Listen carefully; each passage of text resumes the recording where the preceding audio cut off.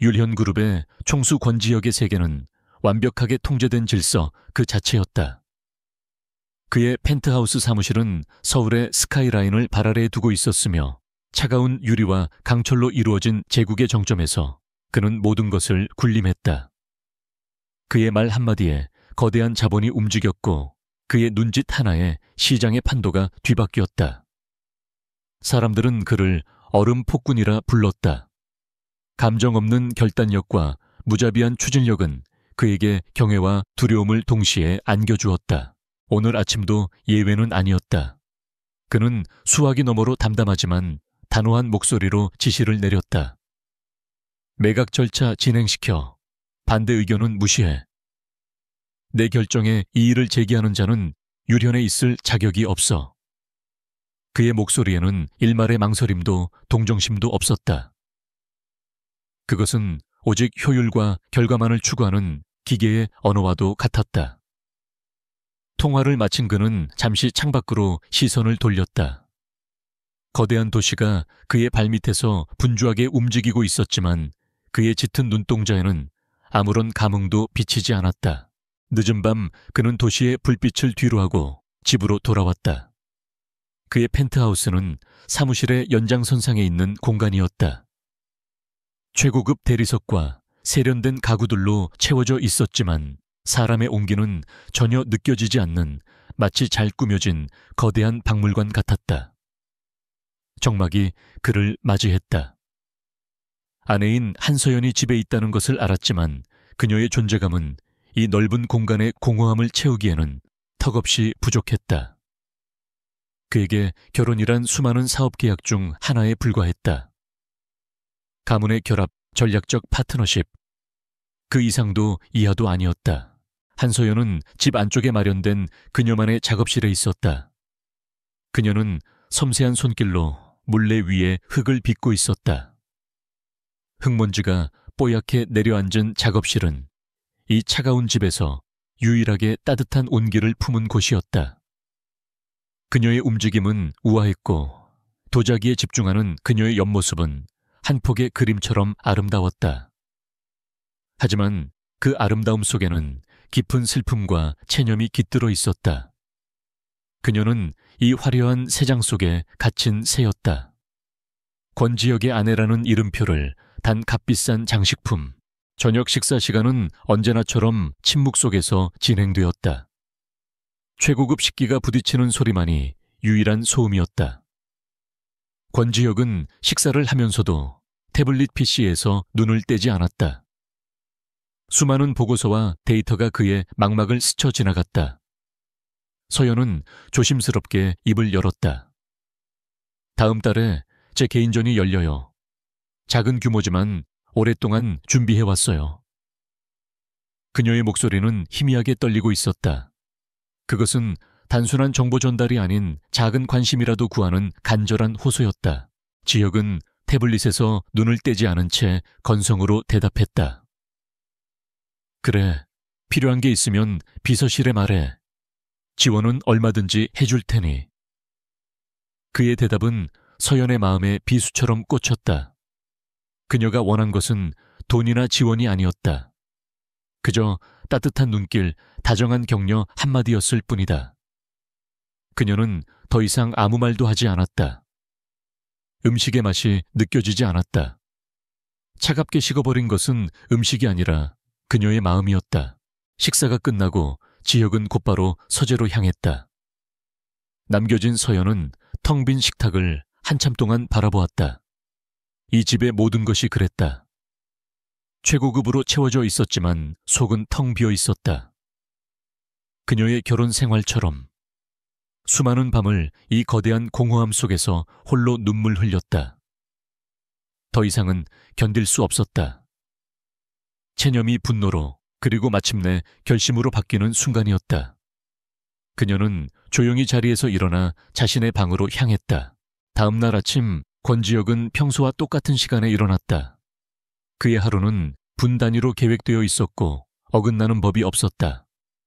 완벽하게 다려진 셔츠를 입고 넥타이를 매던 그는 서재 책상 위에 놓인 하얀 봉투를 발견했다. 어젯밤에는 분명 없었던 것이었다. 그는 무심코 봉투를 집어들었다. 그 안에는 이혼 서류가 들어있었다. 그리고 그 위에는 서연의 단정한 글씨체로 그녀의 이름이 서명되어 있었다. 순간 지역의 사고가 정지했다. 그는 서류를 몇 번이고 다시 읽어보았다. 이혼 합의서. 그의 통제된 세계에서는 존재할 수 없는 단어였다. 분노보다는 당혹감이 먼저 밀려왔다. 이해할 수 없었다. 무엇이 부족했는가? 그는 그녀에게 세상 모든 여자들이 부러워할 삶을 제공했다. 돈, 명예, 지위. 그런데 감히 이혼이라니. 이것은 계약 위반이자 그의 완벽한 세계에 대한 정면 도전이었다. 그는 곧장 서연의 방으로 향했다. 문은 잠겨 있지 않았다. 하지만 방 안은 텅 비어 있었다. 그녀의 온기가 남아있는 침대 그녀가 쓰던 화장품들 모든 것이 그대로였지만 가장 중요한 사람만 사라져 있었다. 옷장에는 그녀가 평소에 입던 옷 몇 벌과 여행 가방이 사라진 것이 보였다. 그녀는 계획적으로 그리고 조용히 떠난 것이다. 그의 제국에 작은 균열을 내고 흔적도 없이 사라져 버렸다. 지역은 주먹을 세게 쥐었다. 손톱이 손바닥을 파고드는 아픔이 느껴졌지만 그보다 더 큰 무언가가 그의 내면을 뒤흔들고 있었다. 그것은 배신감과는 다른 생경한 감정이었다. 그의 계산과 예측을 벗어난 유일한 변수 한서연. 그녀의 부재가 이렇게나 큰 공백으로 다가올 줄은 꿈에도 몰랐다. 항상 그 자리에 있던 당연하게 여겼던 존재의 소멸. 얼음 같던 그의 세계에 처음으로 균열이 가기 시작했다. 그는 비서에게 전화를 걸어 차갑게 명령했다. 지금 당장 한서연의 위치를 파악해 국내의 모든 공항 항만 호텔을 샅샅이 뒤져 무슨 수를 써서라도 찾아내. 그의 목소리는 평소처럼 냉정했지만 그 속에는 자신도 인지하지 못하는 미세한 동요가 숨어 있었다. 언제나 사냥꾼의 입장이었던 그가 처음으로 무언가를 놓쳤다는 사실을 받아들여야만 했다. 사무실로 돌아온 지역은 평소처럼 업무에 집중하려 애썼다. 하지만 모니터에 떠있는 수많은 숫자와 그래프들이 눈에 들어오지 않았다. 그의 머릿속은 온통 이혼 서류와 텅 빈 아내의 방으로 가득 차 있었다. 그는 서연의 행동을 이해하려 노력했다. 그녀가 불만을 가질 만한 이유가 있었나? 그는 언제나 최선을 다해 물질적인 풍요를 제공했다. 감정적인 교류, 그런 것은 사치이자 비효율적인 낭비라고 생각해왔다. 그때 책상 위에 놓여있던 작은 액자가 눈에 들어왔다. 그들의 결혼 사진이었다. 완벽한 턱시도를 입은 자신과 눈부신 웨딩드레스를 입은 서연이 나란히 서 있었다. 그는 무표정했고 서연은 희미하게 미소 짓고 있었지만 어딘지 모르게 슬퍼 보였다. 그는 이제껏 그 사진 속 그녀의 표정을 제대로 들여다본 적이 한 번도 없었다는 사실을 깨달았다. 그녀는 언제나 그의 배경의 일부였을 뿐 독립된 인격체로 인식되지 못했다. 시간이 흐를수록 초조함은 커져만 갔다. 비서실에서는 그녀의 행방이 묘연하다는 보고만 올라올 뿐이었다. 그녀는 마치 처음부터 존재하지 않았던 사람처럼 모든 흔적을 지우고 사라졌다. 신용카드 사용 내역도 휴대폰 위치 추적도 모두 불가능했다. 지역은 처음으로 자신의 통제력이 미치지 않는 영역이 있다는 사실에 직면했다. 그리고 그 영역의 중심에 한서연이 있었다. 그날 밤 그는 텅 빈 집으로 다시 돌아왔다. 현관에 들어서는 순간 언제나 그를 맞이하던 희미한 꽃향기 대신 싸늘한 공기만이 그를 감쌌다. 그는 무의식적으로 서연의 작업실로 향했다. 주인이 사라진 작업실에는 미완성된 도자기들이 고요히 놓여 있었다. 그는 작업대 위에 놓인 부드러운 곡선을 가진 백자를 조심스럽게 들어 올렸다. 아직 마르지 않은 흙의 감촉이 그의 손끝에 전해졌다. 그것은 마치 그녀의 눈물처럼 차갑고 축축했다. 그 순간 지혁은 깨달았다. 자신이 잃어버린 것은 단순히 아내라는 직함을 가진 한 여자가 아니라는 것을. 그는 이 차가운 제국 속에서 유일하게 온기를 품고 있던 존재를 자신의 무관심과 오만으로 내쫓아버린 것이다.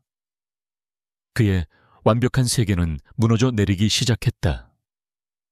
그가 쌓아 올린 견고한 성벽에 한서연이라는 이름의 파도가 계속해서 부딪혀 오고 있었다. 얼음 폭군 권지혁의 얼굴에 처음으로 혼란과 후회의 빛이 어렸다.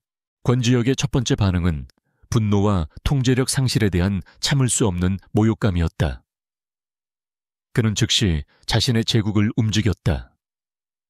그의 관점에서 한서연의 가출과 이혼 요구는 비논리적인 돌발 행동이자 반드시 수정되어야 할 오류였다.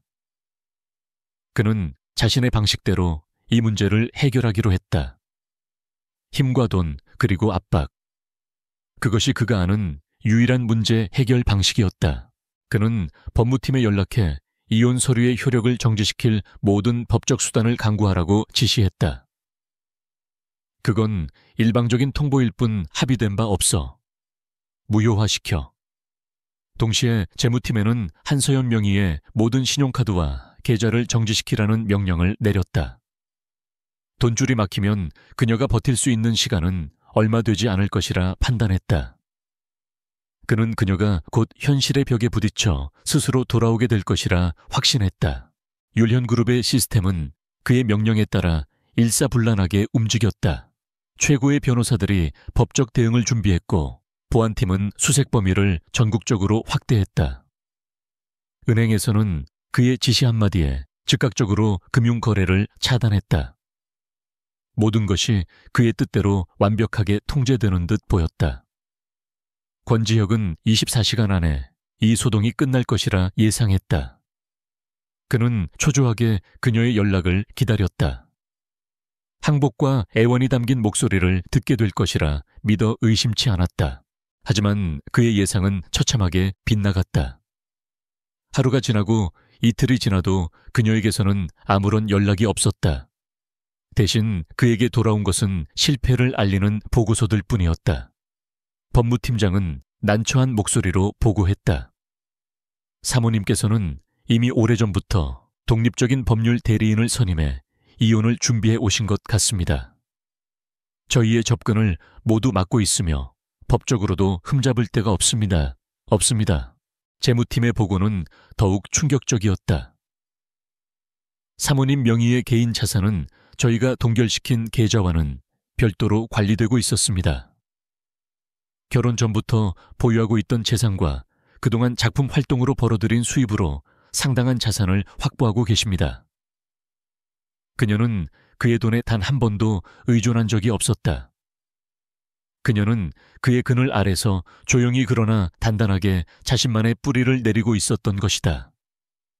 권지혁은 마치 뒤통수를 한 대 세게 맞은 듯한 충격을 받았다. 수색팀 역시 아무런 성과도 내지 못했다.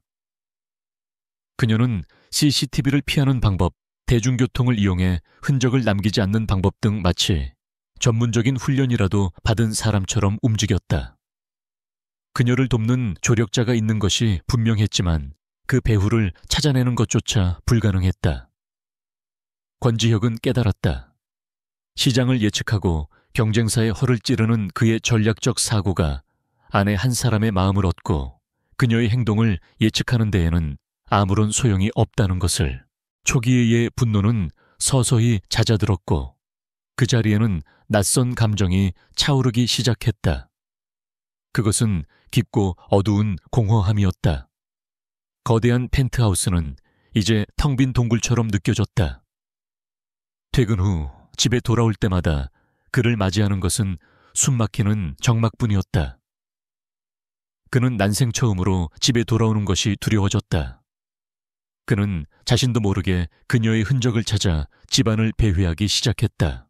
그는 서연의 작업실에 들어섰다. 항상 흙먼지와 유약 냄새가 배어있던 그곳에서 이제는 희미한 먼지 냄새만이 났다. 그는 그녀가 빗담한 도자기들을 하나씩 천천히 살펴보았다.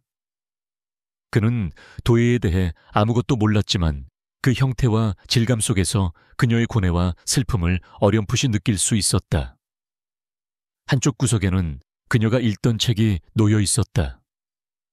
책갈피 대신 끼워져 있던 것은 그가 무심코 꺾어주었던 작은 들꽃잎이었다. 그는 자신이 그런 행동을 했다는 것조차 기억하지 못했다. 그녀가 쓰던 방, 그녀가 앉아있던 소파 그녀의 손길이 닿았던 모든 것들이 이제는 날카로운 파편이 되어 그의 심장을 찔렀다. 그는 이제껏 그녀라는 사람에 대해 얼마나 무지했는지를 깨달았다.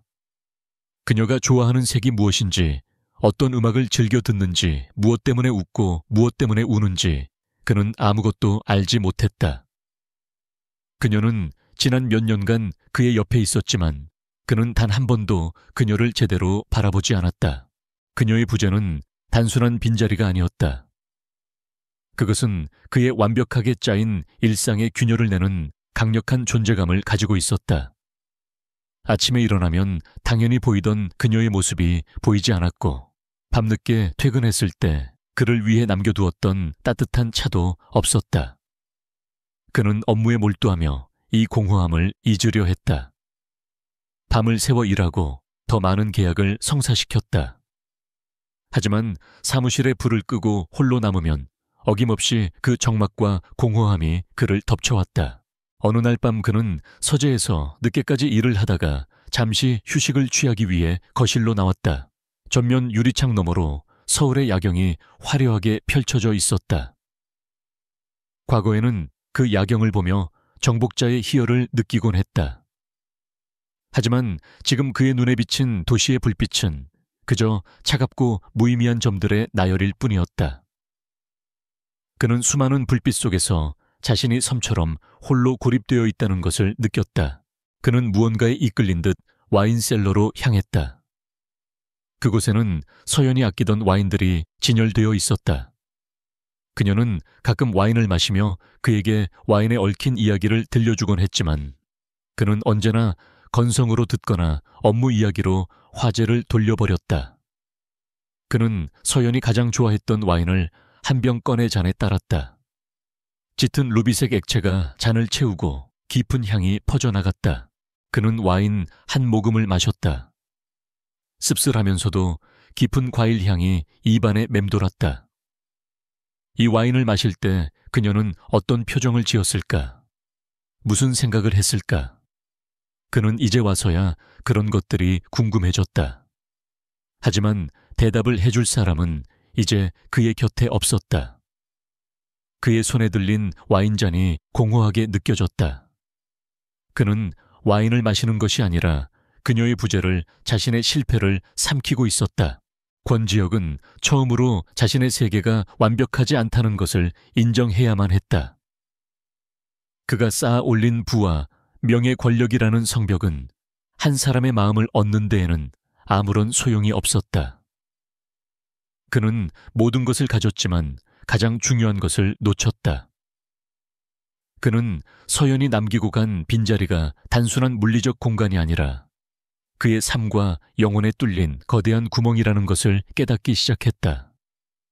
이 구멍은 그가 가진 그 어떤 것으로도 채울 수 없었다. 그는 다시 서연의 작업실로 돌아가 그녀가 빗담한 백자를 집어들었다. 차가운 흙의 감촉이 그의 뜨거운 손바닥에 전해졌다.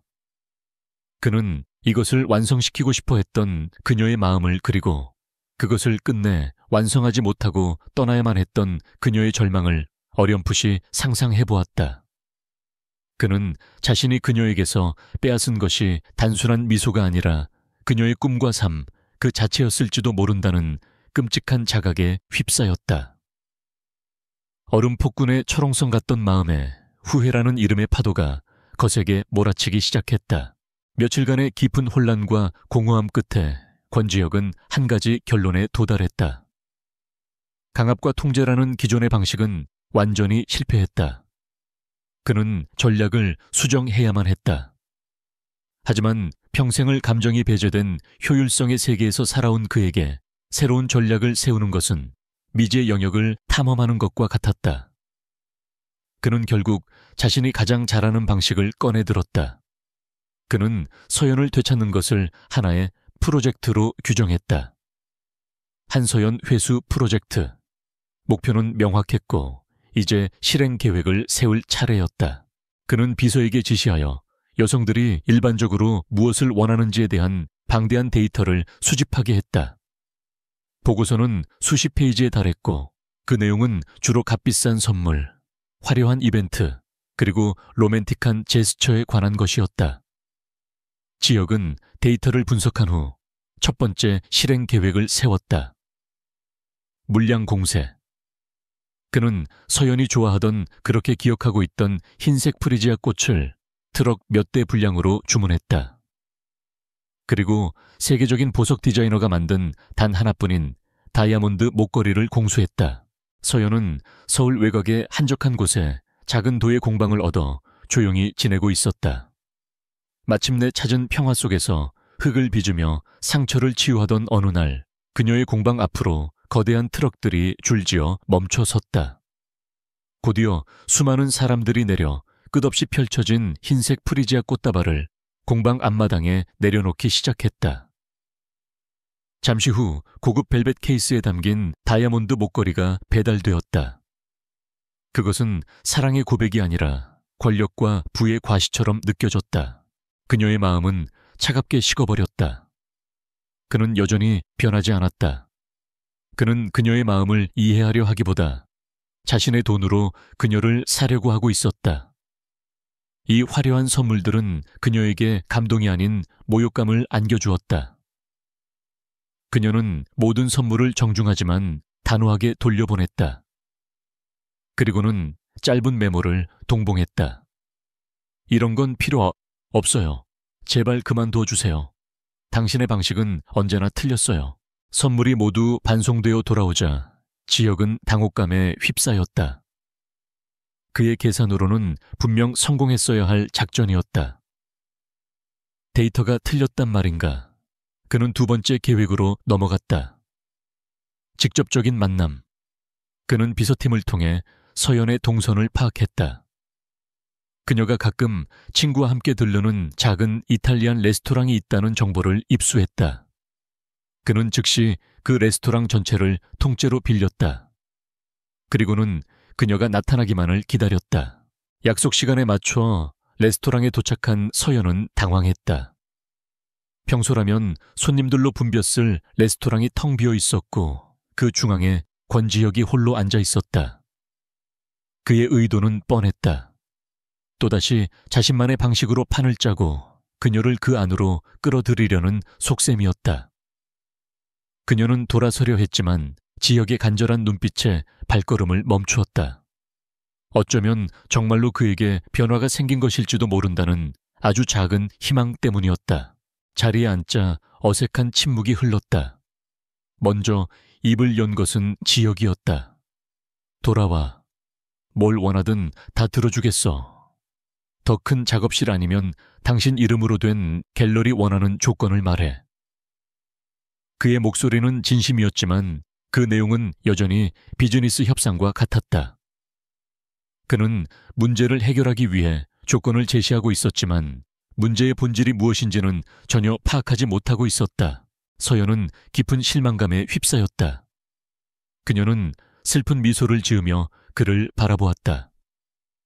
당신은 아직도 아무것도 모르는군요. 내가 원했던 건 그런 게 아니에요.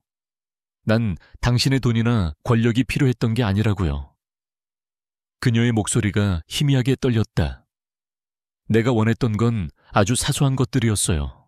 함께 저녁을 먹으며 오늘 하루가 어땠는지 묻는 당신의 목소리, 내가 만든 도자기를 보며 지어주는 따뜻한 미소, 그리고 그냥 내 옆에 있어주는 당신의 시간. 내가 원했던 건 돈으로 살 수 없는 것들이에요. 그녀의 말은 지역의 머리를 강타했다. 시간, 관심, 마음. 그가 평생 가장 비효율적이고 불필요하다고 여겨왔던 것들. 그는 할 말을 잃었다. 서연은 자리에서 일어났다. 난 당신의 수많은 트로피 중 하나로 살고 싶지 않아요. 더 이상은. 그 말을 남기고 그녀는 레스토랑을 떠났다. 텅 빈 레스토랑에 홀로 남겨진 지혁은 자신이 얼마나 어리석었는지를 깨달았다. 그는 완전히 잘못된 방향으로 질주하고 있었던 것이다. 한편 권지혁이 개인적인 혼란에 빠져 허우적거리는 동안 그의 가장 강력한 경쟁자인 태아그룹의 최민환 회장은 예리한 눈으로 상황을 주시하고 있었다. 최 회장은 재계의 늙은 여우로 불리는 인물이었다. 그는 오랜 시간 동안 유련그룹과 권지혁을 분석해왔다. 최근 들어 권지혁의 행보가 어딘지 부자연스럽다는 보고가 그의 귀에 들어오기 시작했다. 최 회장의 정보원은 그에게 흥미로운 소식들을 물어다 주었다. 율현그룹의 총수가 레스토랑을 통째로 빌렸다가 혼자 남겨졌다거나 트럭 몇 대 분량의 꽃이 반송되었다는 가십성 정보들이었다. 다른 사람들은 그저 재벌가의 변덕으로 치부했지만 최민환의 생각은 달랐다. 얼음처럼 차갑고 빈틈없던 권지혁에게서 나타나는 이상 징후. 그는 직감적으로 이것이 권지혁의 약점과 관련이 있을 것이라고 판단했다. 최민환은 자신의 비서실장을 불렀다. 권지혁의 주변을 더 자세히 파고들어봐. 특히 그의 아내 한서연에 대해서 뭔가 있을 것 같군. 그의 눈빛이 교활하게 빛났다. 그는 권지혁이라는 견고한 성에 균열이 생겼음을 감지했다. 그리고 그 균열을 파고들어 성을 무너뜨릴 절호의 기회라고 생각했다. 며칠 후 최민환은 권지혁이 최근 그룹에 명운을 걸고 추진 중인 해외 신재생에너지 사업에 대한 보고를 받고 있었다. 그것은 엄청난 자본과 기술력이 투입되는 거대한 프로젝트였고 권지혁이 직접 진두지휘하고 있었다. 최민환은 보고서를 넘기며 음흉한 미소를 지었다. 가장 중요한 시기에 수장의 마음이 다른 곳에 가 있다면 그 군대는 오합지졸이 되기 마련이지. 그는 즉시 자신의 팀에게 지시를 내렸다. 율현의 해외 프로젝트 파트너사들을 접촉해 우리가 더 나은 조건을 제시할 수 있다고 흘려. 그리고 프로젝트의 환경 영향평가 자료를 입수해서 문제점을 찾아내. 작은 흠집이라도 좋으니 어떻게든 사업을 지연시킬 방법을 강구해. 그는 권지혁의 개인적인 혼란이 업무에 영향을 미치기 시작할 때 결정적인 타격을 가할 준비를 하고 있었다. 최민환 회장은 자신의 사무실 창가에 서서 율현그룹의 본사 건물을 바라보았다. 그의 손에는 권지혁과 한서연의 결혼 사진이 들려 있었다. 사진 속 권지혁은 여전히 차가운 표정이었지만 최민환은 그 너머의 흔들림을 보는 듯 했다. 그는 나지막이 읊조렸다. 아무리 강한 성이라도 무너지는 것은 언제나 내부에서부터 시작되는 법이지. 그의 얼굴에 포식자의 미소가 떠올랐다. 권지혁을 향한 태아그룹의 첫 번째 공격이 조용히 그리고 은밀하게 시작되고 있었다. 텅 빈 레스토랑에서의 만남은 권지혁에게 깊은 패배감을 안겨주었다. 한서연이 남기고 간 말들은 그의 머릿속에서 계속해서 맴돌았다. 내가 원했던 건 돈으로 살 수 없는 것들이에요. 그는 처음으로 자신의 논리와 데이터가 아무런 쓸모가 없는 세계에 직면했다.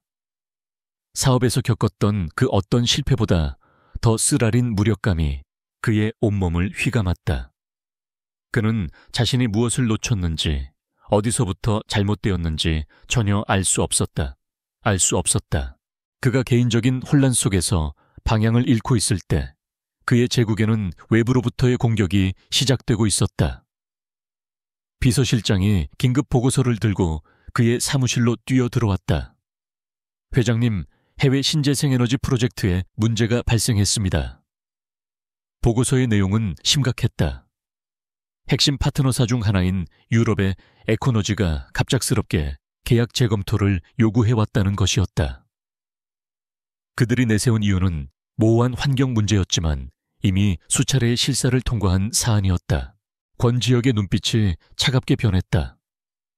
그는 즉시 이것이 단순한 비즈니스 클레임이 아님을 직감했다. 시기 방식 그리고 명분. 모든 것이 너무나도 인위적이었다.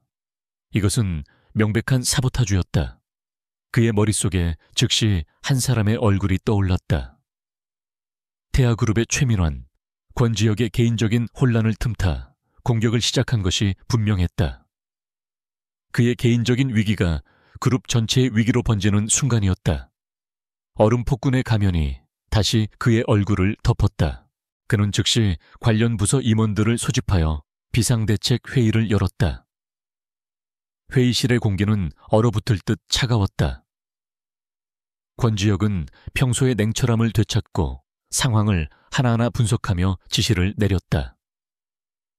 그의 목소리는 낮고 단호했으며 그의 눈빛은 상대의 의도를 꿰뚫어 보는 듯 날카로웠다. 임원들은 그의 카리스마에 압도당하며 일사불란하게 움직였다. 위기 상황에서 그의 지휘 능력은 더욱 빛을 발했다. 회의가 한창 진행되던 중 그는 에코너지 본사의 위치를 확인하기 위해 관련 서류를 검토하고 있었다.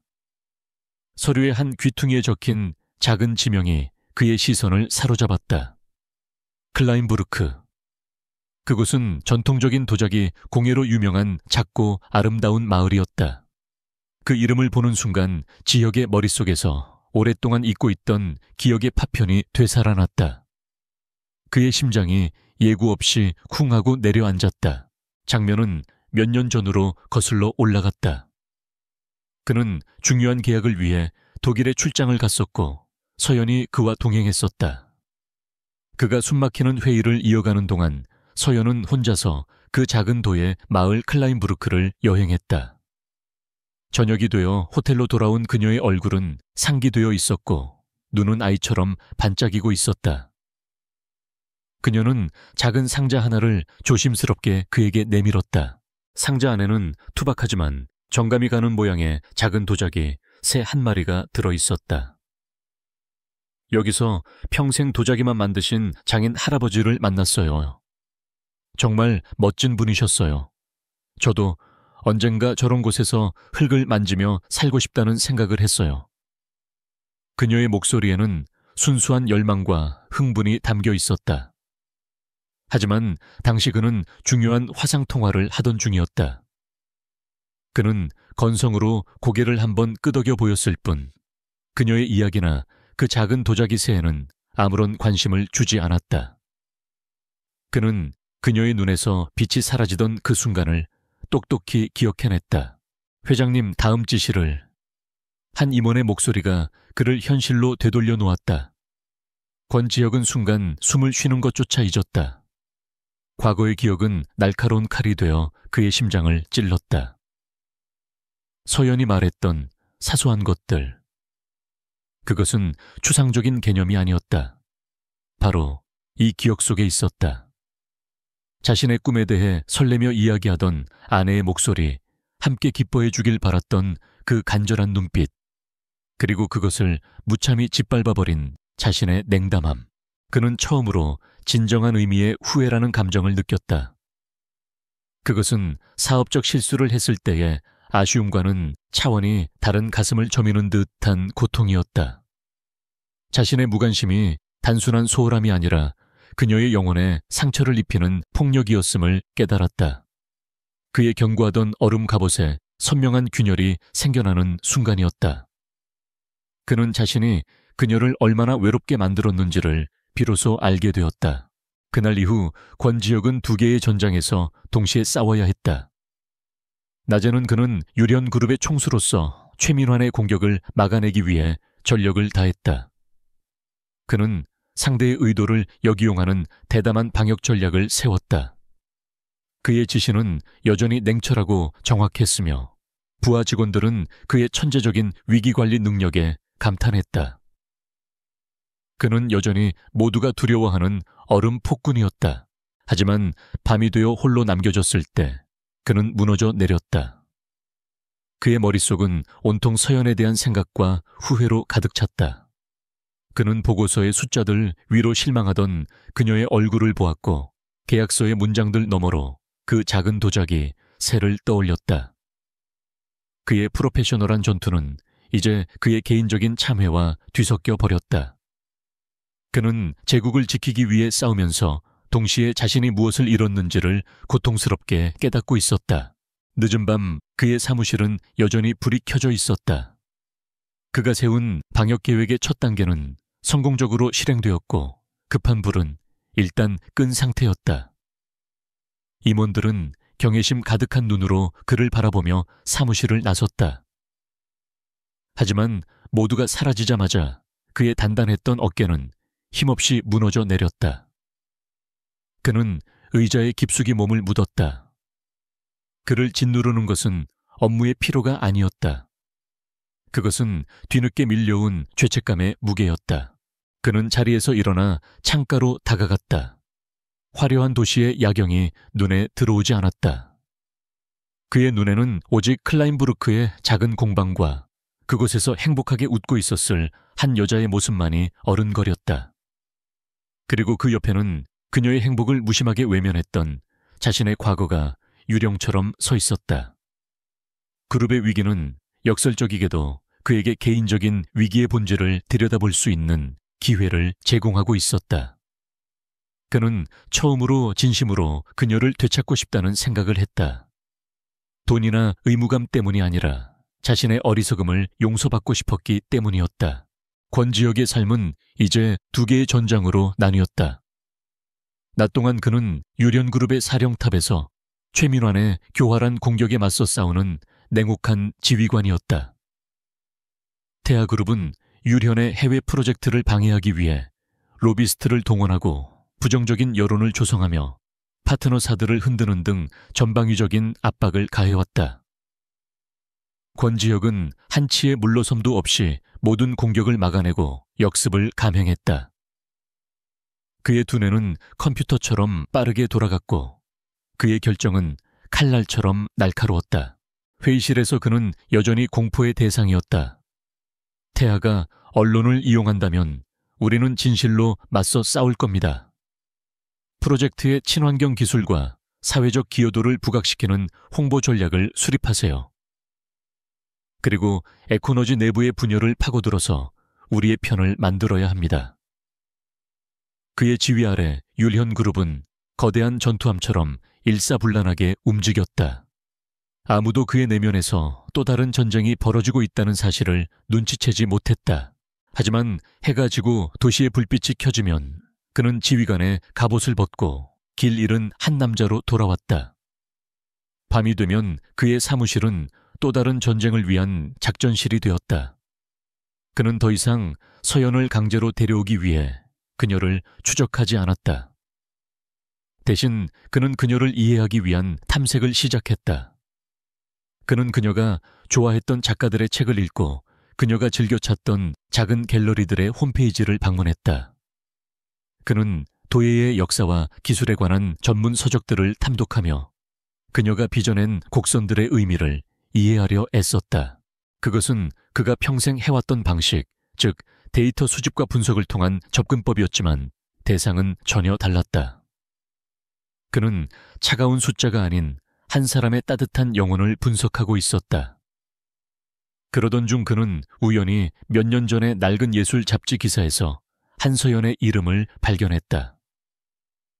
그것은 신진 작가들을 소개하는 작은 코너였고 그곳에는 그녀의 인터뷰가 실려 있었다.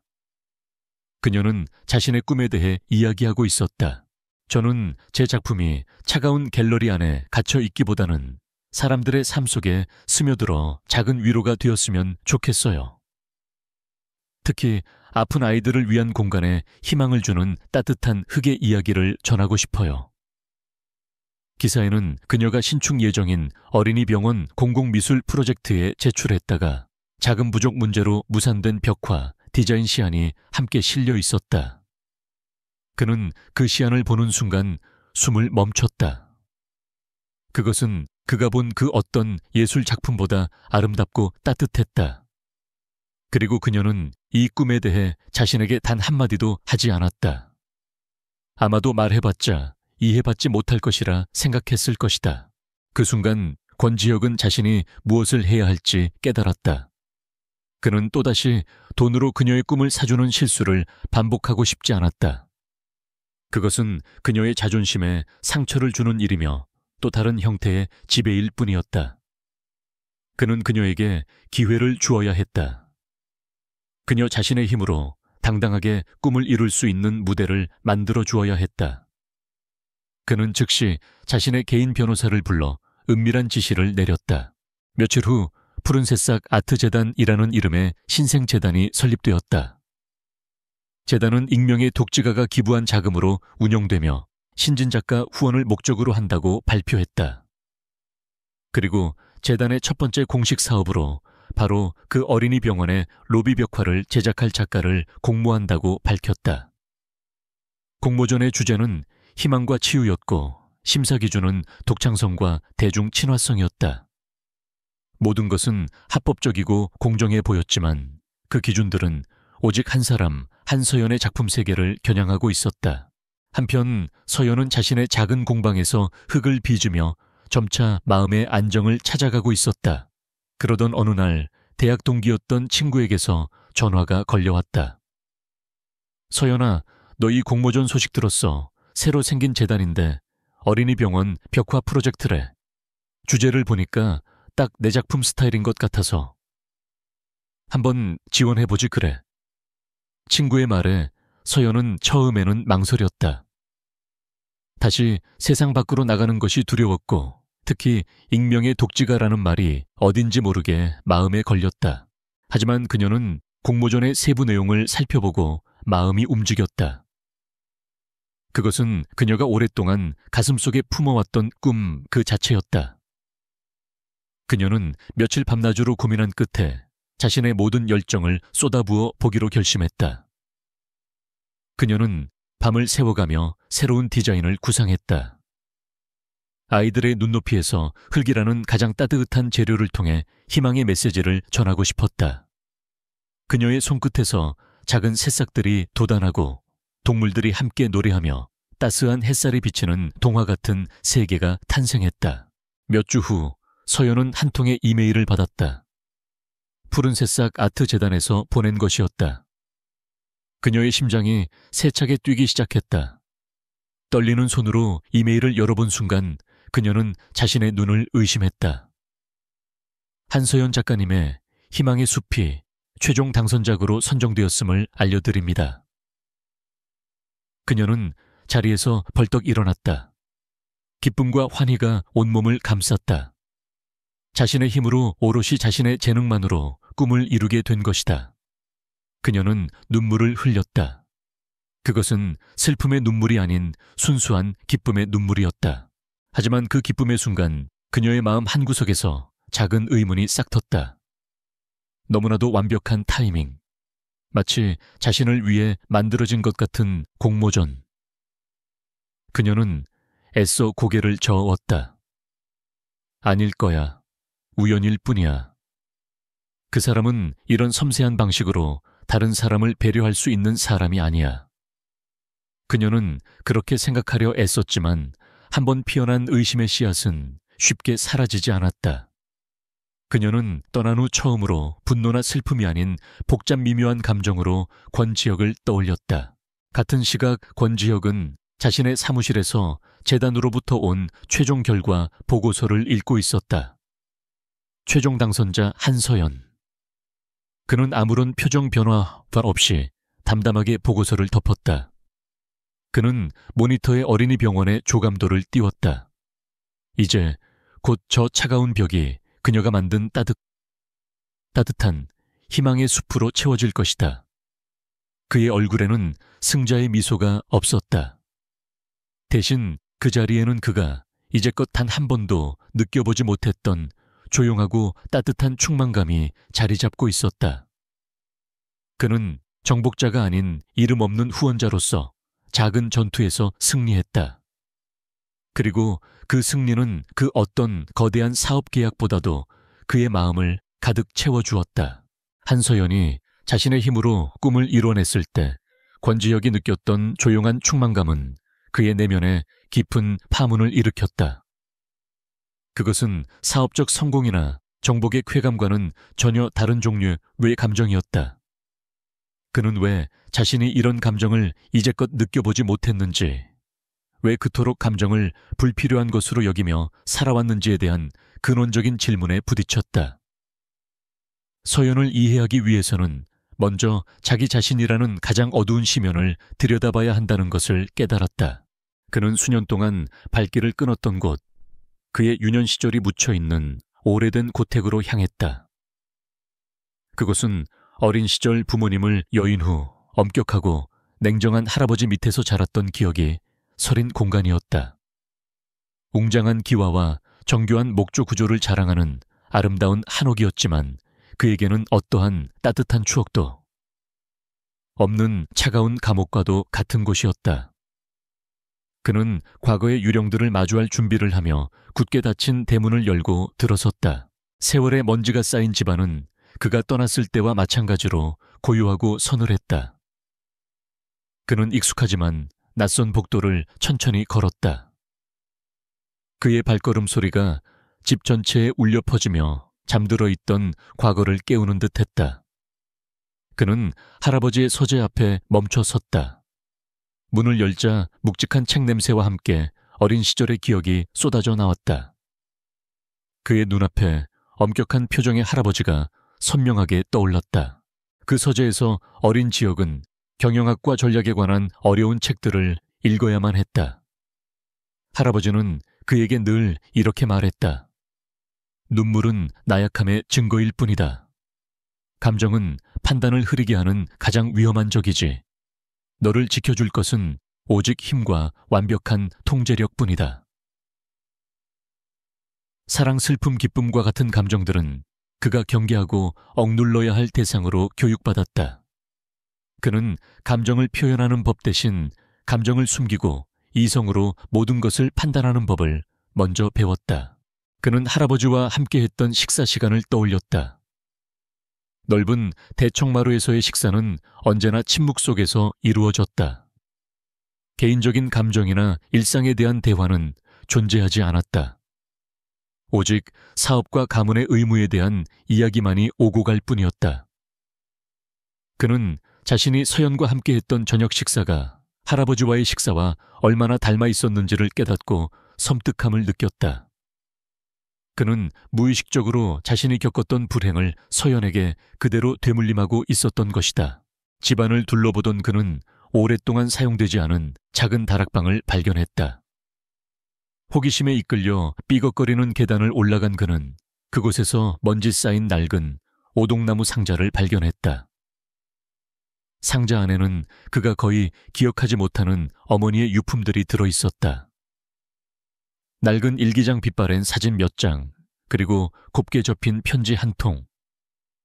그는 조심스럽게 어머니의 일기장을 펼쳤다. 일기장 속의 어머니는 그가 상상했던 것과는 전혀 다른 사람이었다. 그녀는 예술을 사랑하고 작은 들꽃에도 감동할 줄 아는 섬세하고 따뜻한 영혼의 소유자였다. 그는 그의 부모님이 가문의 반대를 무릅쓰고 사랑으로 맺어진 사이였다는 것. 그리고 그 행복이 갑작스러운 사고로 인해 너무 일찍 끝나버렸다는 것을 알게 되었다. 그는 어머니의 모습에서 서연을 보았다. 예술을 사랑하고 따뜻한 마음을 가졌던 두 여인. 그는 자신이 할아버지의 냉혹한 세계를 답습하며 어머니와 같은 영혼을 가진 서연을 얼마나 고통스럽게 했는지를 깨달았다. 한편 태아그룹의 최민환 회장은 권지혁의 과거를 파헤치는데 총력을 기울이고 있었다. 그의 정보원들은 마침내 결정적인 한 방을 찾아냈다. 그것은 바로 권지혁과 한서연의 혼전 계약서였다. 계약서의 내용은 지극히 사무적이고 냉정했다. 두 가문의 결합으로 인한 사업적 이익 분배, 결혼 생활 동안 지켜야 할 의무 조항, 그리고 이혼 시 재산 분할에 대한 내용까지. 그것은 두 사람의 결혼이 사랑이 아닌 철저한 비즈니스 거래였음을 증명하는 완벽한 증거였다. 최민환은 그 계약서를 손에 쥐고 승자의 미소를 지었다. 이것은 단순히 권지혁에게 망신을 주는 것을 넘어 그의 완벽한 이미지를 근본적으로 뒤흔들 수 있는 무기였다. 얼음 폭군이라는 그의 명성은 철저한 자기 통제와 완벽함 위에 세워진 것이었다. 실패한 계약 결혼은 그의 완벽함에 치명적인 흠집을 낼 수 있었다. 최민화는 더 잔인한 계획을 세웠다. 그는 이 사실을 언론에 터뜨리되 권지혁보다 한서연을 공격의 대상으로 삼기로 했다. 그녀를 돈 때문에 사랑 없는 결혼을 선택한 속물적인 여자로 매도하여 그녀의 명예를 실추시킬 계획이었다. 그는 이것이 그 어떤 사업적 공격보다 권지혁에게 더 큰 고통을 줄 것이라고 확신했다. 권지혁은 그룹의 이미지를 지킬 것인지 아니면 한 여인의 명예를 지킬 것인지 잔인한 선택의 기로에 놓이게 될 것이다. 최민화는 자신의 홍보팀을 불러 모았다. 이야기를 준비해. 율현제국 로열 커플의 진실을 세상에 보여줄 시간이야. 최대한 자극적이고 드라마틱하게 만들어. 대중은 이런 이야기를 좋아하거든. 그의 사무실에는 비열한 웃음소리가 울려 퍼졌다. 권지혁의 가장 아픈 부분을 공격할 준비가 모두 끝났다. 고택을 나서는 권지혁의 손에는 어머니의 낡은 편지가 들려 있었다. 그의 얼굴에는 이제껏 볼 수 없었던 깊은 고뇌와 연약함이 드러나 있었다. 그는 더 이상 할아버지가 만든 유령에 갇혀 살지 않겠다고, 과거의 굴레를 끊어내겠다고 굳게 다짐했다. 그러나 그가 과거의 그림자에서 벗어나려는 바로 그 순간 최민환이라는 또 다른 거대한 그림자가 그의 미래를 덮치기 위해 다가오고 있었다. 한 사람의 개인적인 과거와 또 다른 사람의 잔인한 음모가 이제 곧 정면으로 충돌할 운명이었다. 자신의 과거와 마주한 후 권지혁의 내면에는 작은 변화가 싹트기 시작했다. 그는 더 이상 서연을 되찾는 것을 프로젝트로 여기지 않았다. 대신 그는 한 사람의 세계를 진심으로 이해하고 싶다는 순수한 열망을 품게 되었다. 그는 그녀의 세계를 이해하는 열쇠가 그녀가 빚어내는 도자기 속에 있다는 것을 어렴풋이 느끼고 있었다. 마침 그녀가 어린이병원 벽화 프로젝트와는 별개로 참여하는 작은 그룹 전시회가 열린다는 소식을 접했다. 그는 전시회 개막식 날 다른 관람객들 틈에 조용히 섞여 들어갔다. 그는 권지혁이라는 이름표를 떼고 오직 한서연이라는 작가의 작품을 감상하러 온 평범한 관람객이 되고 싶었다.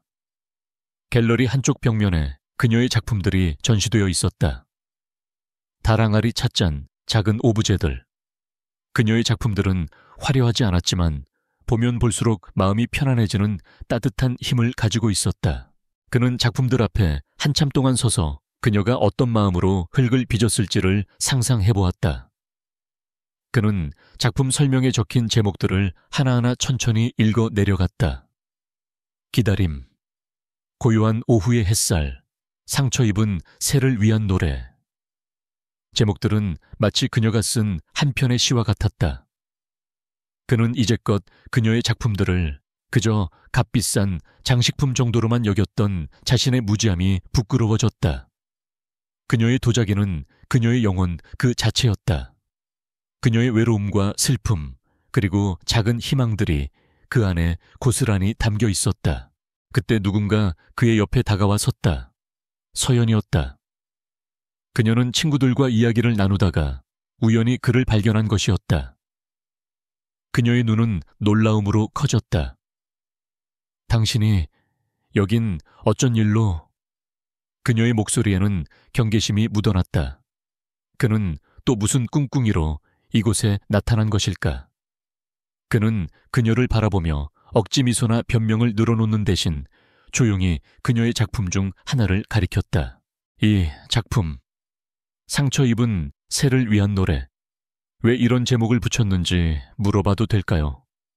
그의 목소리는 낮고 진지했다. 질문에는 어떠한 의도나 계산도 담겨 있지 않았다. 그것은 순수한 궁금증과 존중에서 우러나온 질문이었다. 서연은 잠시 당황했지만 그의 진지한 눈빛을 보고 마음속의 경계심을 조금 풀었다. 그녀는 잠시 망설이다가 조심스럽게 입을 열었다. 어느 날 작업실 창가에서 날개를 다친 작은 새를 발견했어요. 날지 못하는 새가 너무 안쓰러워서 그 새가 다시 날아오를 수 있기를 바라는 마음을 담아 빚었어요. 그녀의 설명은 담담했지만 그 속에는 깊은 연민과 따뜻함이 담겨 있었다. 그녀는 자신의 작품 세계를 누군가에게, 특히 권지혁에게 설명하게 될 줄은 꿈에도 몰랐다.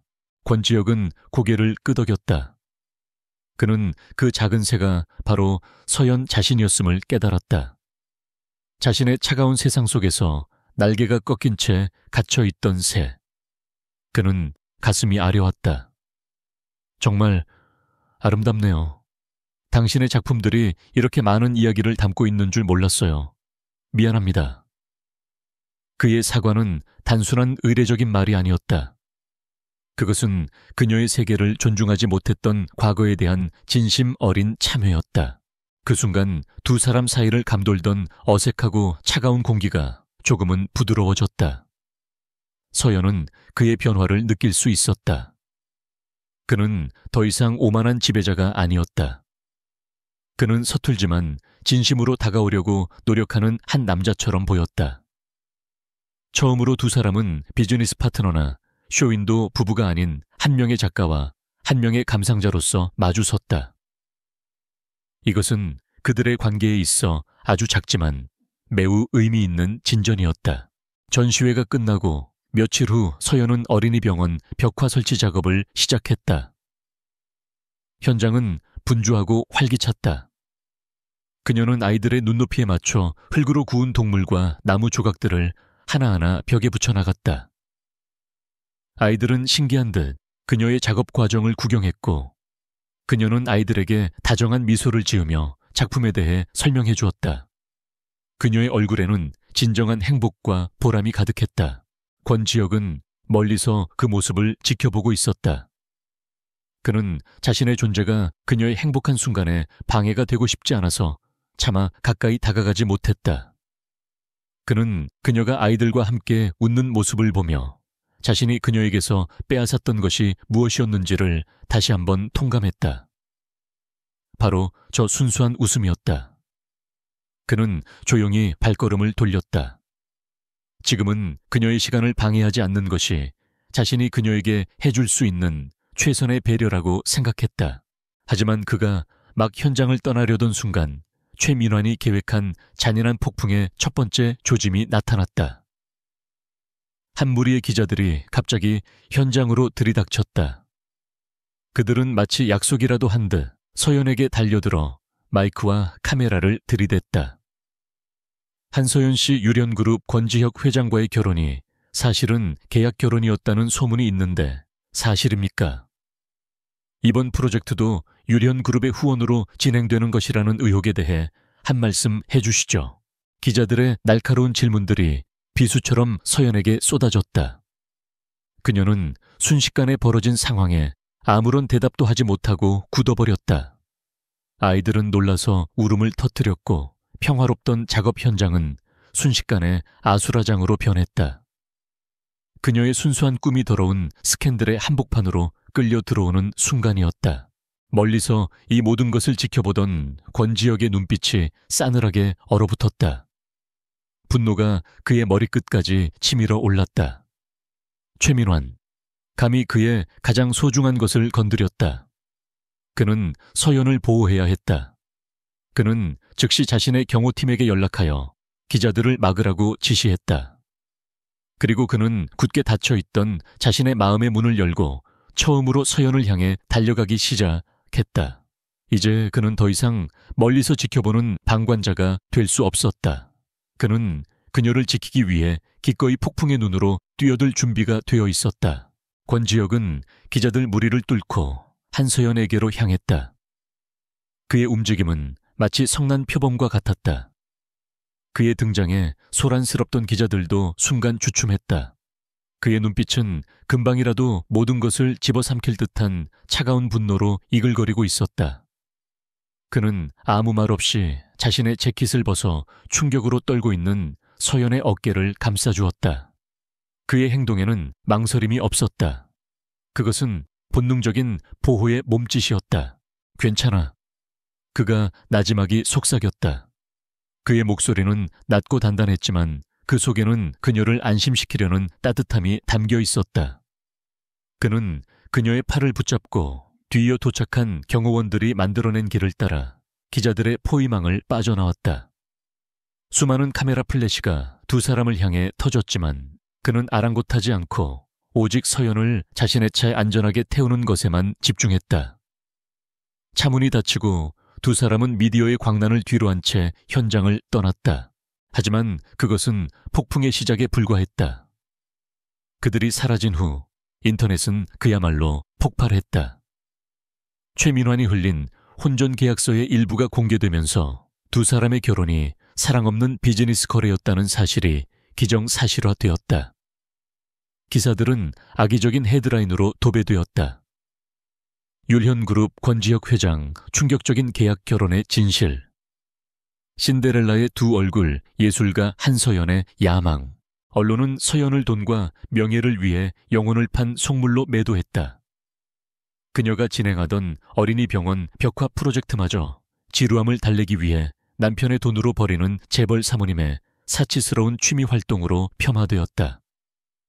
모든 기사는 그녀의 순수한 재능과 꿈을 짓밟고 그녀의 명예에 더러운 오물을 끼얹기 위해 치밀하게 계획된 것이었다. 최민환의 공격은 비열하고 잔인했다.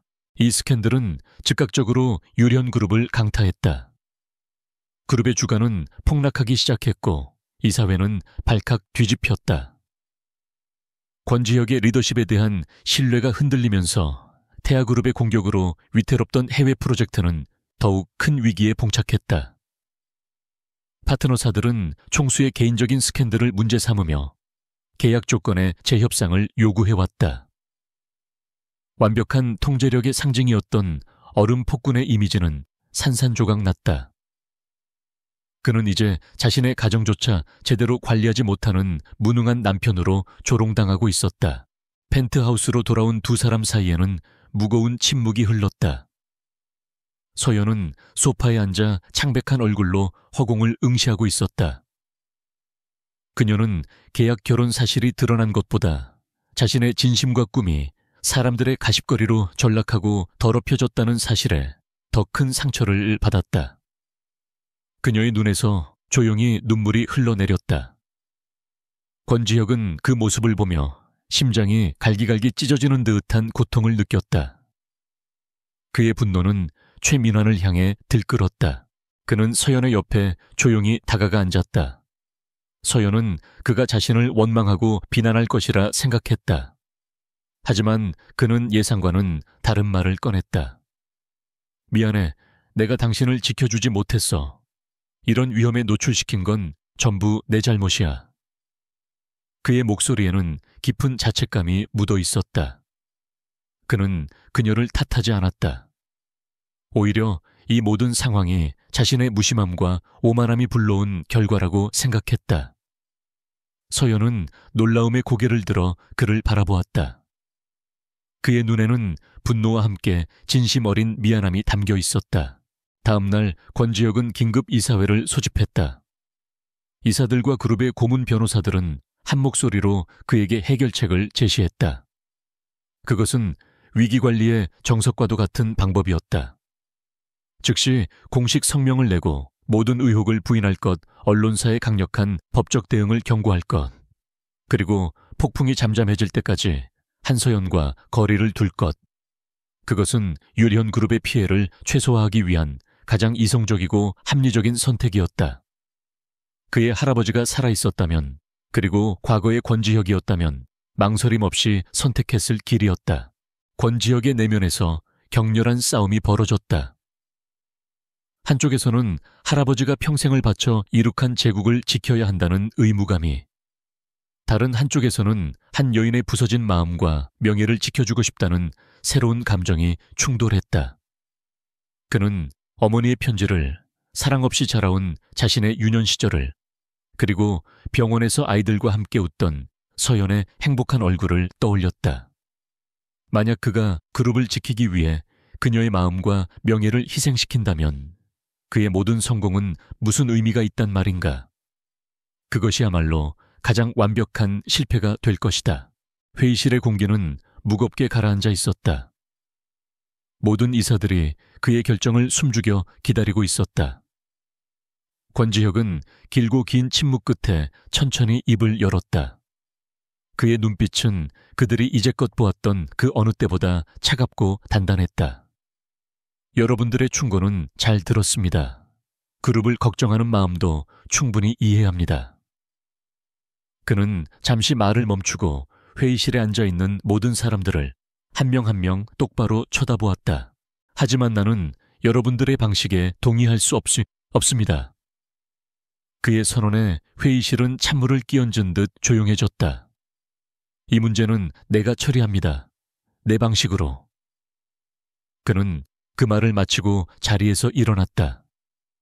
그는 더 이상 이사들의 의견을 들을 필요가 없다는 듯 망연자실한 표정의 그들을 뒤로하고 회의실을 걸어나갔다.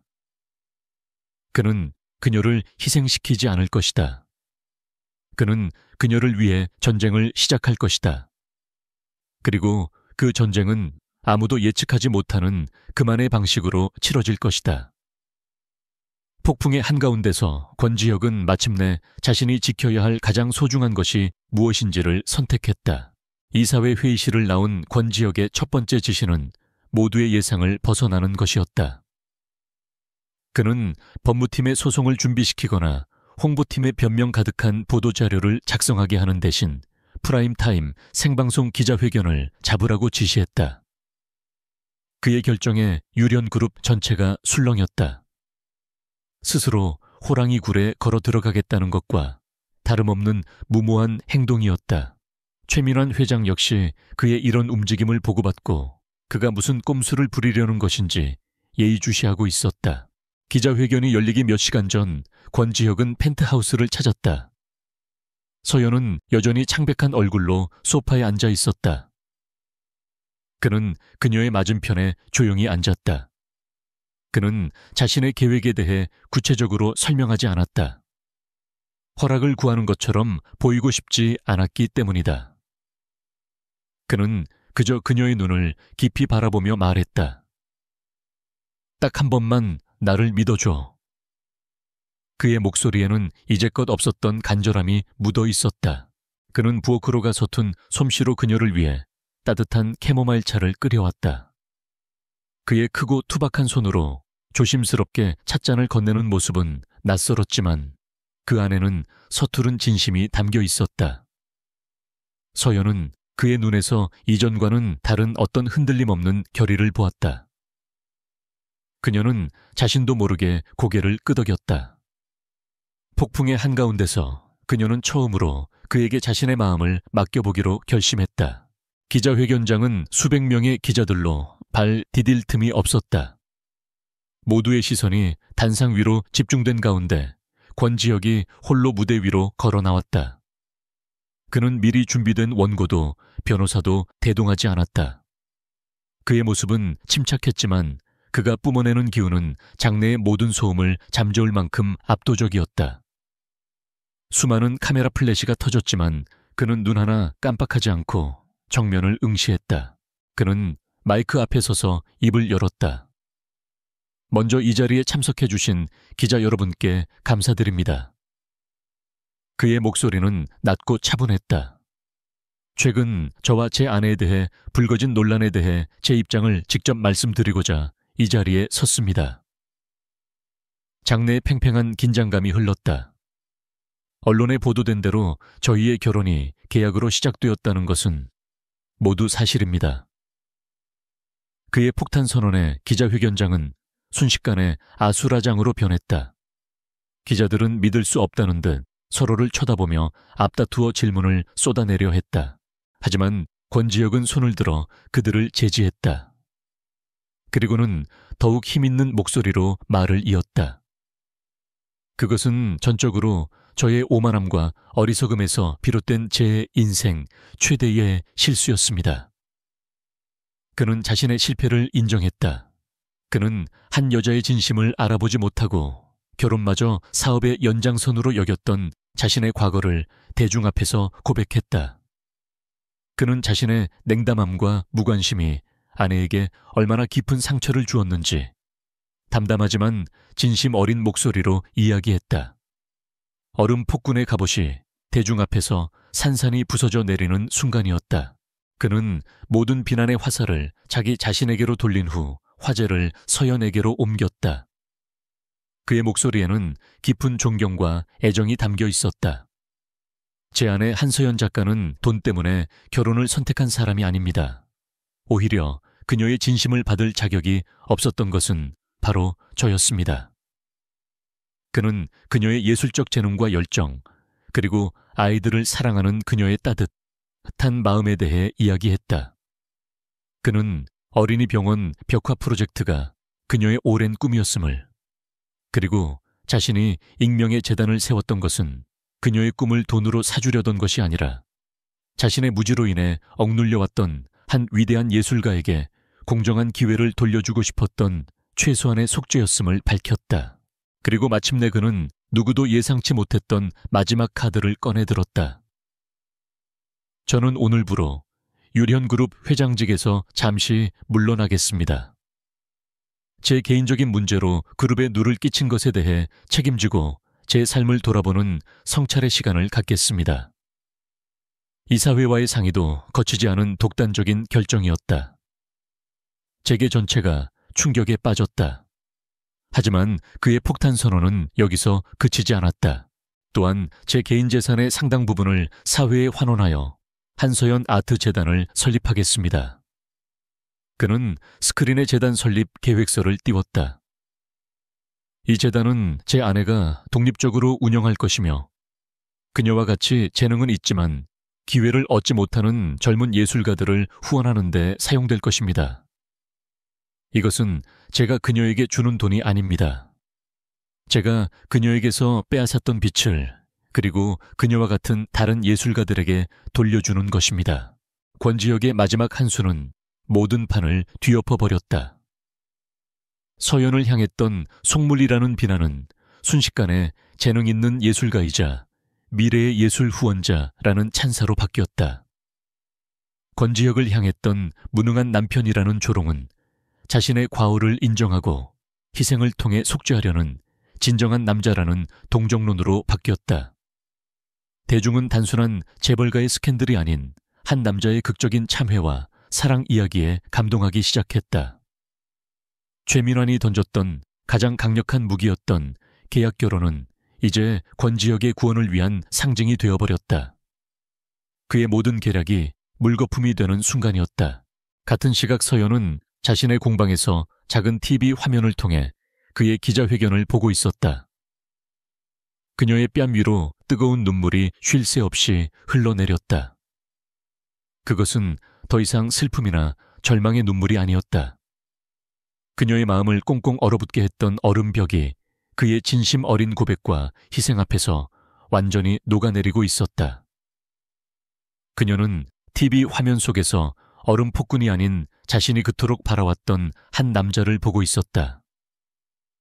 자신의 제국마저 버릴 각오로 그녀의 명예를 지켜준 남자. 그 순간 그녀는 깨달았다. 자신이 이 남자를 온 마음을 다해 사랑하고 있다는 것을. 권지혁의 기자회견은 세상을 뒤흔든 지진과도 같았다. 그가 던진 승부수는 정확히 최민환의 심장을 겨눴다. 여론은 순식간에 돌아섰다. 비열한 방식으로 한 여성의 명예를 짓밟으려 했던 최민환 회장과 태하그룹을 향한 비난이 빗발쳤다. 권지혁의 진심 어린 고백과 희생에 감동한 대중은 이제 그의 편이 되어주었다. 이것은 시작에 불과했다. 권지혁의 결단에 감명받은 율현그룹 이사회는 그의 복귀를 만장일치로 의결하고 그의 지휘 아래 총력적인 방역에 나섰다. 율현그룹은 태하그룹이 해외 프로젝트를 방해하기 위해 불법 로비를 저지르고 환경단체에 뒷돈을 댄 증거들을 확보하여 언론과 검찰에 넘겼다. 태하그룹의 주가는 끝없이 추락했고 파트너사들은 등을 돌렸다. 평생 남을 함정에 빠뜨리며 살아온 늙은 여우는 결국 자신이 판 가장 큰 함정에 스스로 빠져버렸다. 그의 제국은 내부에서부터 소리 없이 무너져 내렸다. 기자회견이 끝난 후 권지혁은 회사나 펜트하우스로 돌아가지 않았다. 그는 차를 몰아 한서연의 작은 공방으로 향했다. 그가 도착했을 때 그녀는 마치 그가 올 것을 알고 있었다는 듯이 공방 문 앞에서 그를 기다리고 있었다. 두 사람 사이에는 더 이상 어떤 극적인 말도 필요 없었다. 그녀는 조용히 그에게 다가가 그의 옷에 묻은 먼지를 털어주며 그의 손을 가만히 잡았다. 그 온기가 그의 심장으로 전해졌다. 그들 사이를 가로막고 있던 보이지 않는 벽이 완전히 사라져 있었다. 그는 떨리는 목소리로 물었다. 다시 시작해도 될까? 율현그룹의 회장도 계약서의 파트너도 아닌 그냥 당신을 사랑하는 한 남자로서. 그녀는 대답 대신 눈물 어린 미소를 지으며 고개를 끄덕였다. 그 조용한 긍정 하나에 말로는 다 표현할 수 없는 모든 용서와 사랑이 담겨 있었다. 몇 달의 시간이 흘렀다. 세상은 빠르게 변했지만 두 사람의 시간은 천천히 그리고 단단하게 흘러갔다. 권지혁은 약속대로 그룹의 일상적인 경영에서는 한 발 물러나 신임하는 부회장에게 많은 것을 위임했다. 대신 그는 새로운 것을 배우는데 시간을 썼다. 그는 서연과 함께 도예 재료시장에 가서 그녀가 흙을 고르는 것을 지켜보았고 서툰 솜씨로 무거운 흙포대를 나르기도 했다. 두 사람은 함께 어린이 병원을 찾아가 완성된 벽화 앞에서 아이들과 함께 웃었다. 서연이 만든 희망의 숲은 아이들에게 가장 인기 있는 공간이 되었다. 권지혁은 아이들이 작품을 만지며 행복해하는 모습을, 그리고 그 모습을 바라보는 서연의 따뜻한 얼굴을 보며 자신이 이제껏 추구해왔던 성공과는 비교할 수 없는 충만함을 느꼈다. 그들의 관계는 이제 화려한 이벤트가 아닌 소박한 일상을 공유하며 쌓여가고 있었다. 한서연 아트재단은 공식적으로 출범하여 예술계에 새로운 활력을 불어넣고 있었다. 서연은 재단의 이사장으로서 열정과 진심을 다해 젊은 작가들을 발굴하고 후원했다. 권지혁은 그녀의 뒤에서 조용한 조언자 역할을 했다. 그는 자신의 경영 노하우를 이용해 재단이 투명하고 효율적으로 운영될 수 있도록 도왔지만 재단의 방향을 결정하는 것은 전적으로 그녀의 몫이었다. 그들은 서로의 세계를 존중하며 서로에게 든든한 버팀목이 되어주는 진정한 파트너가 되었다. 어느 주말 저녁 펜트하우스의 풍경은 예전과는 완전히 달라져 있었다. 차갑고 텅 비어있던 공간은 그녀의 도자기 작품들과 푸른 식물들로 채워져 따뜻한 생기가 넘쳤다. 거실에는 부드러운 음악이 흐르고 있었고 맛있는 냄새가 주방에서부터 흘러나오고 있었다. 주방에는 뜻밖의 인물이 앞치마를 두른 채 서 있었다. 권지혁이었다. 그는 태블릿 PC로 레시피를 보며 서연이 오래전 혼잣말처럼 좋아한다고 했던 짜장면을 만들고 있었다.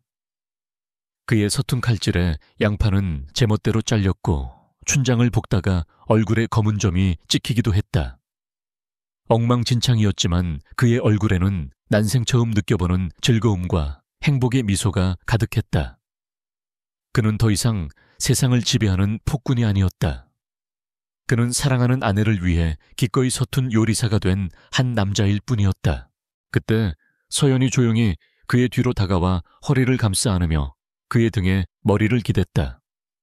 그녀는 웃음기 가득한 목소리로 물었다. 지금 뭐 하는 거예요? 온통 난장판인데. 권지혁은 뒤를 돌아보지 않은 채 그녀의 손 위로 자신의 손을 포겠다. 그의 목소리는 그 어느 때보다 부드럽고 따뜻했다. 배우는 중이야. 뭘 배우는데요? 좋은 남편이 되는 법.